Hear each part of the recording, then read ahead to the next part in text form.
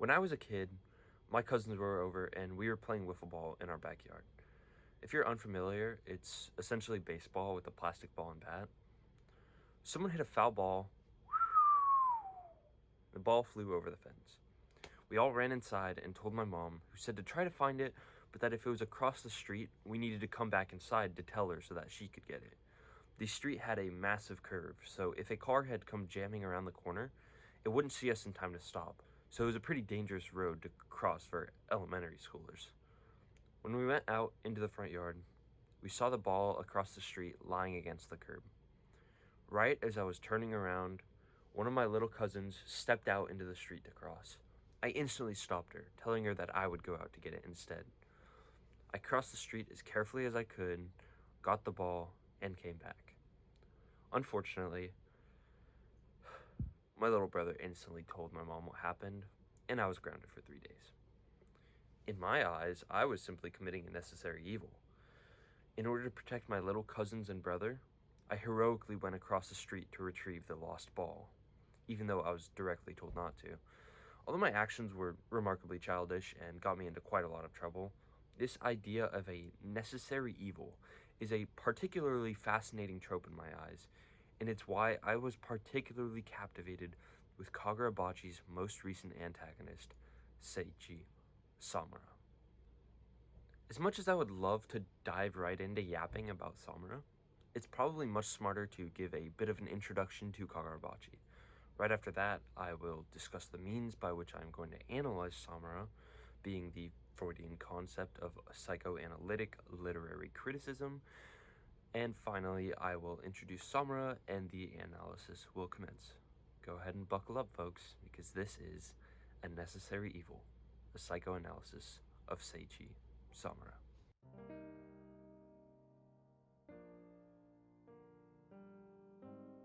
Kagurabachi is a recent manga that began publication in November of last year. It's written by Takeru Hokazono, a 24-year-old manga artist from the Osaka prefecture in Japan, who began drawing manga only recently during the COVID-19 pandemic. Outside of a few short stories, Kagurabachi is his first real manga series, which is extremely impressive given its level of success in both Japan and overseas. Hokazono drew inspiration from a variety of places for Kagurabachi, but most notably Naruto, Attack on Titan, Batman, and John Wick. Some of his favorite filmmakers are Christopher Nolan and Quentin Tarantino, and his inspirations definitely show, with the manga not afraid to show some blood. To briefly summarize, Kagurabachi is a series about Chihiro Rokuhira, a young boy who is the son of the world's greatest swordsmith, Kunishige Rokuhira. Kunishige was renowned for creating the 6 enchanted blades, which were crucial in ending the recent war, and thus he was even more famous than the people who actually served in the war. Chihiro wants to become a swordsmith like his father, until one day when a villain group called the Hishaku break into their home, kill Kunishige in front of Chihiro, and steal the enchanted blades. 38 months later, the story begins, with Chihiro wielding the 7th and final enchanted blade of Kunishige Rokuhira. He sets out on a journey to get revenge against the Hishaku and to retrieve these 6 enchanted blades before they can do harm that would damage his father's legacy. As the story develops, we get the idea that the swords do not have as bright of a history as the nation claims they have. Despite being a very cheerful and humorous guy, Kunishige tends to shy away whenever somebody calls him a hero, and early in the story he teaches Chihiro the important burden that a swordsmith must carry. As Kunishige says in chapter 1, they're still tools for killing people, and we are complicit in the deaths they cause. If they fall into evil hands, they can kill good people. As swordsmiths, we have to always keep that in mind. In the current part of the story, Chihiro is fighting to protect the current sword bearers, because if they die, then it means that the Hishaku will be able to use the blades, and thus Kunishige's worry would come true. The swords falling into evil hands and killing good people. However, during the Rakuzaichi, an underground auction where the strongest of the 6 blades is being sold, we see the sword, aka the Shinuchi, in action, and I mean you tell me. Does this look like the sword of a superhero or a war criminal? Unfortunately, as of writing this video, we're only 59 chapters into the story, and thus we don't know exactly what happened during the war that occurred 18 years ago. Only that the original sword bearers committed deep sins that were buried and hidden when the war ended. Now that you have a general idea of the story and context behind Kagurabachi, let's dive into the means by which I plan to analyze Seiichi Samura.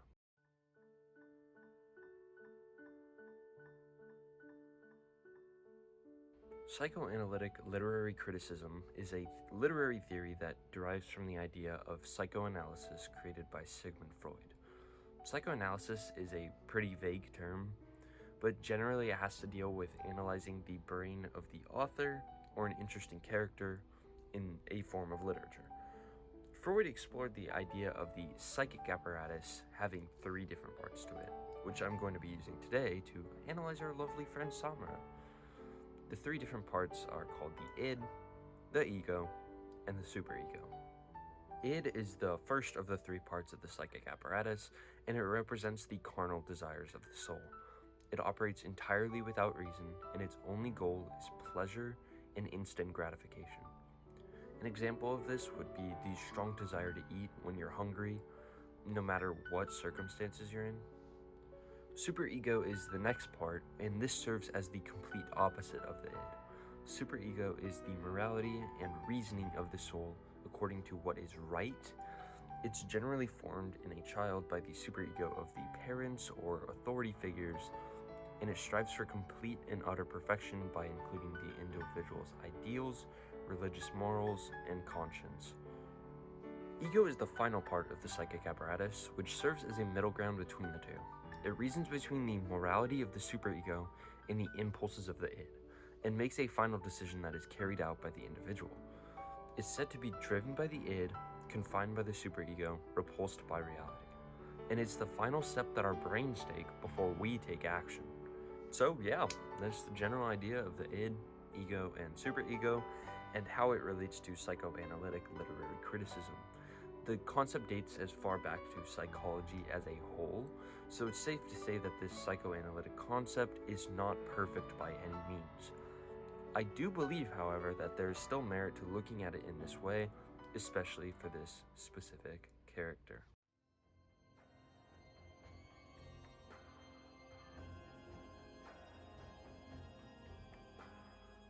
Seiichi Samura is introduced in chapter 50 of the manga as a veteran of the war where he wielded the enchanted blade known as Tobimune. He is a blind man who regards Chihiro's father, Kunoshige, quite highly, and tells Chihiro that his father is the true hero, not himself. Instantly, he's shown to be an incredible fighter by defending himself and Yoji Uguha, the contracted sword bearer of Kumiyori, at Senkutsuji Temple. Near the end of the battle, Samura retrieves his enchanted blade and kills the remains of the enemy troops. As the battle is concluding, he knocks out the rest of the ally forces and confronts Uruha. He says that if he's to wield the sword again, he needs to honor Kunoshige's wishes and root out evil while protecting the weak. This confuses Uruha, and Samura explains, the worst evil in the world right now is the sword bearers, so he will kill all 5 of them by his own hand. He plans to use the Hishaku to kill the swordmaster, and then he will kill all of the Hishaku, and then himself. It is a burden that he will carry alone. To psychoanalyze Samura, it's only natural to start with his id, the shortest and most simple part of this psychoanalysis. Samura is just like anybody else. Even though he may hide it under a cool facade, he is still a human with his own impulses. One of the reasons why he blinded himself is to rid himself of worldly passions, and even then, he is not free of them. He has the desire to smoke cigarettes, look at girly mags, and he still gets angry. All examples of these worldly passions that drive his id. Although this one is a bit harder for me to gauge, I think that killing the intruders of Senkutsuji Temple could also be considered an id response, as he was upset that they would defile the temple. His superego is actually quite interesting, and I think his morality comes from 2 trains of thought: his devotion to Buddhism and more importantly, his guilt. In Buddhism, there is an idea called the 5 precepts, which serve as a code of conduct for Buddha's life. The 5 precepts are to refrain from taking life, taking what is not given, the misuse of the senses or sexual misconduct, wrong speech, and intoxicants that cloud the mind. It's clear that Samura recognizes these precepts, which is why he quote-unquote refrains from acting on them instead of acting on his impulses completely unashamedly. On the other hand, his guilt as a combat veteran is an extremely real reason why he may hold on to certain moral values. There are 5 types of guilt for veterans, being survivors, demonic, moral, abandonment, and Superman guilt. Samura, while only being introduced for 10 chapters thus far, is already linked to 2 of these types of guilt, being survivor's guilt and moral guilt. Survivor's guilt is exactly what it claims to be. Guilt for surviving while somebody else had died, and feeling like you should have been the one in their place. Samura expresses this idea in chapter 57, when we learn in the aftermath of the battle that Ryofura, a monk at Senkutsuji Temple, was killed in the fight. He was only 22 years old, and he had been sending all of his earnings home to his 14-year-old sister. Although most of the forces say that he died a noble death by protecting the 2 sword bearers, Samura could not see this as any farther from the truth. Samura is a sinner through and through, and has committed atrocities that make him irredeemable in his own eyes, and yet a young, innocent man died in his place. It's no coincidence that Ryofura is given a name and a story. Unlike most of the random people who are killed and never given a name, this is an innocent man who was fighting for what was right and who was providing for his family. When looking back at this death with the additional context of Samura's sins, we see clearly how Samura's survivor's guilt is justified and how he wants to fix the wrongs that come with the idea that sword bearers are heroes. On the other hand, moral guilt is the guilt of actions that violate the idea of the sanctity of life. As people grow up, they're taught how important life is, and once they break this by killing, they view themselves as unclean and feel that they are unable to return to society. We can see this in Samura's character as early as chapter 53, where he tells Chihiro this: "The first time I cut a person, I couldn't stand to see the severed flesh. That's the other reason I blinded myself. But that image is burned into my eyes. It never goes away. I could feel myself becoming a monster."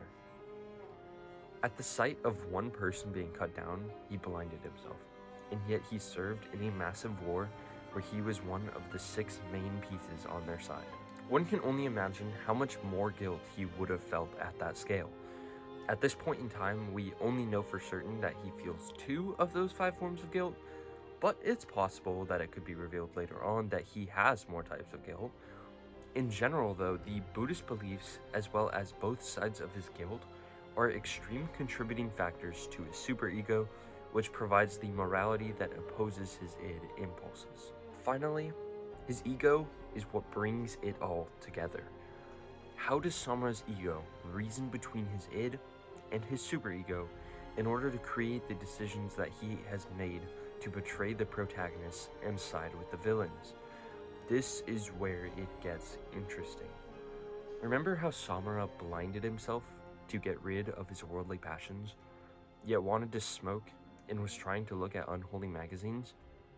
This is how I see his ego at work. At his core, he is a sinner with the same id and impulses as everyone else, yet his overwhelming guilt and hold for his religious beliefs lead him to follow the path that he is on. Despite acknowledging himself as a sinner, he holds himself in a position that he believes nobody else can fulfill, as being the one person responsible for rooting out evil. Just as he is willing to blind himself to put him in a better place to resist the worldly passions, he is willing to burden himself by taking on this task alone in order to do what he believes is righteous and root out evil. Even though he is siding with the villains, none of his actions are made because he has forsaken his superego and chosen the path of following his id. he is still doing his best to honor the wishes of Kunishige, who he holds in high regard. At the same time, he is not someone who has beaten his impulses, as he is still killing others and following his own path selfishly. Through and through, Samura is committing a necessary evil. His path is aimed at atonement, which acknowledges superego, but through the means of more death and destruction which fulfill his own id. As the story continues, we'll get to see more context about the sins of the sword bearers. Maybe Samura will be more justified, and maybe he won't be. That's a conversation that can happen later. But even now, with only 10 chapters since his introduction, Seiichi Samura is an extremely complex and multifaceted character that serves as a foil to Chihiro. Both characters fight for Kunishige's beliefs by protecting the weak and killing those who are evil, and yet both stand on opposing sides. I look forward to seeing how both characters grow and change, and I'm very interested to see how they interact in the future once time passes and once Chihiro has had more time to acknowledge what has happened. If this video was interesting to you, then please go and read Kagurabachi. It's free to read on the Manga Plus app, and each villain is written just as well as Samura has been. That's all I have for this video. Thank you so much for watching, and have a wonderful day.